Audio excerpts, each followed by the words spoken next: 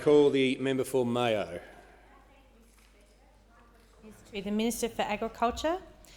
South Australia produces half of the nation's wine and 80% of the wine that's exported.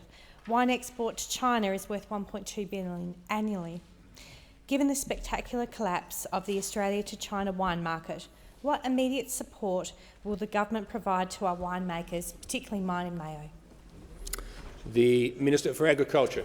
Well, thank you, Mr Speaker. Again, I thank the member for her question, and the Australian government is bitterly disappointed by the decision, the preliminary decision by the Chinese government to impose what is a tariff of between 107 and 212%. And the immediate support that we will provide to the industry is appealing that. We have 10 days in which to do that. We are working with industry around that appeal. We will vigorously defend the industry with respect to that around the dumping of wine, which is the second highest pointed price wine in China. So we will vigorously defend that with the industry.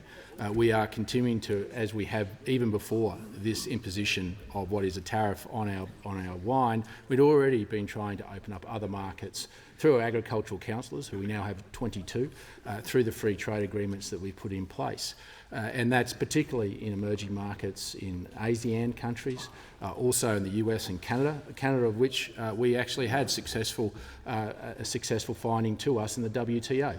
So we'll continue to work in those emerging markets. And tomorrow, the Trade Minister and I is meeting with Tony Battleline, who is the chairman of Australian Grape and Wine, and we'll work with him as the peak body leader of his industry to work through other support mechanisms that the government can help.